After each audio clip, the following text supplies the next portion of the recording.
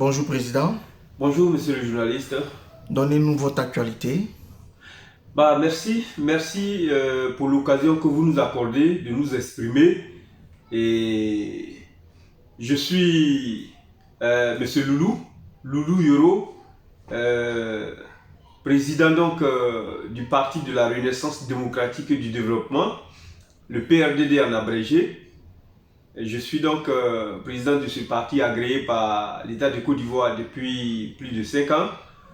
Chers frères, bien, notre actualité, à savoir, depuis que nous avons fini les élections législatives, sinon avant les législatives, les présidentielles, auxquelles j'ai été candidat recalé par la Constitution, sinon c'est par le Conseil constitutionnel ivoirien. Depuis ce temps, nous avons mené et continué les activités politiques. Et nous avons débouché à la période des législatives. Pour la part du PRDD, nous avons été candidats aux élections législatives à Dibéroua, chez moi. Mais j'ai été battu par le RHDP, nous étions 13 candidats. Nous avons été battus par le RHDP. Et après donc cette élection, la vie politique a continué. Nous sommes aujourd'hui en train de sillonner tout l'ensemble du territoire pour remobiliser nos troupes. Président, l'actualité ivoirienne est émaillée de la rencontre entre le chef de l'État, son Excellence Alassane Ouattara, et le président Laurent Gbagbo. S'en est suivi la sortie de prison de détenus de différentes crises. Qu'en pensez-vous? Il faut d'abord vous dire merci pour cette question, parce que c'est une question vitale pour la politique ivoirienne. Chers amis, le président Gbagbo Laurent a été libéré par la CPI. Il est rentré en Côte d'Ivoire, il a rencontré son aîné, le président Ouattara. Les deux hommes ont échangé. Le président Ouattara a promis certaines choses. Nous sommes très heureux de ce que nous avons commencé à voir les acquis, sinon les actions qu'a posées donc le président Ouattara en faveur des prisonniers ivoiriens, des prisonniers politiques. Il a libéré un certain nombre de personnes. Mais pour nous, d'abord nous lui disons merci. Parce qu'il faut l'encourager à encore faire davantage.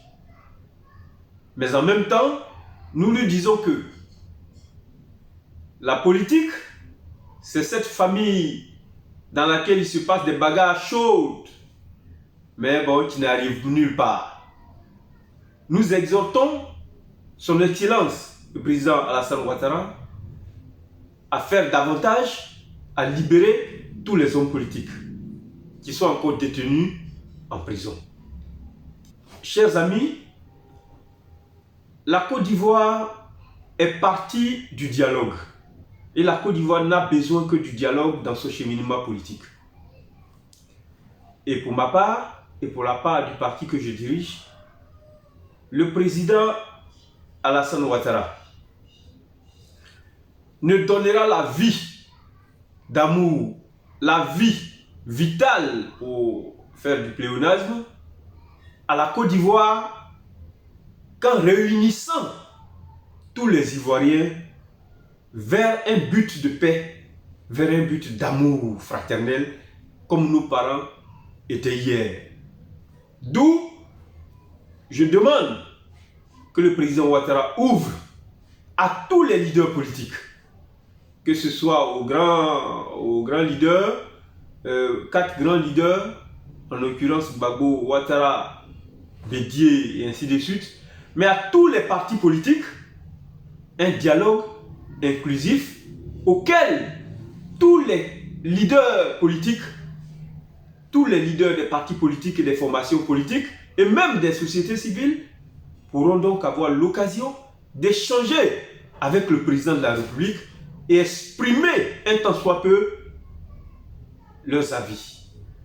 Je pense que ce sera là le départ d'une Côte d'Ivoire nouvelle. Tenez-vous bien à un dialogue inclusif afin que la Côte d'Ivoire reparte sur de nouvelles bases, sur des bases solides. J'en promets au président Ouattara, ce sera une nouvelle Côte d'Ivoire. Président, quel est votre mot de fin? Chers amis, notre mot de fin ne peut donc être d'abord qu'à l'endroit de toute la Côte d'Ivoire. J'appelle les Ivoiriens à un apaisement d'esprit. J'appelle tous les leaders politiques à un apaisement d'esprit. J'appelle tous les leaders, tous les guides à conduire la Côte d'Ivoire à un apaisement politique. Nous sommes des Ivoiriens. Nous sommes une nation de paix. Nous sommes un modèle pour la sous-région. Nous sommes un modèle pour l'Afrique et même un modèle pour le monde entier, chers amis.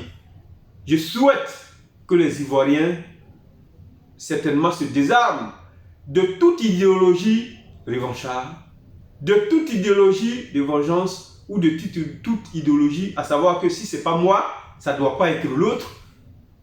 Cela ne peut pas nous arranger. J'appelle tous les militants du PRDD à demeurer debout, à demeurer forts, parce que d'ici peu, nous irons encore à travers toute la nation pour remobiliser nos troupes, pour les tenir en alerte et leur dire.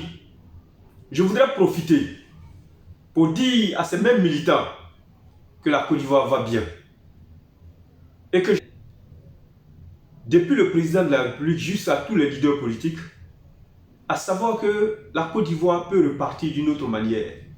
On n'a pas forcé l'indépendance. Je voudrais, en souhaitant bonne fête de l'indépendance à toute la Côte d'Ivoire, à tout le gouvernement, à l'État, à toute la société ivoirienne, à toutes les sociétés de la société civile, je voudrais appeler tout le monde à savoir qu'on doit réinventer une nouvelle Côte d'Ivoire. Le monde entier nous regarde, nos nouvelles générations nous regardent, à nous de leur donner une Côte d'Ivoire séductrice, une Côte d'Ivoire économiquement développée. Je vous remercie.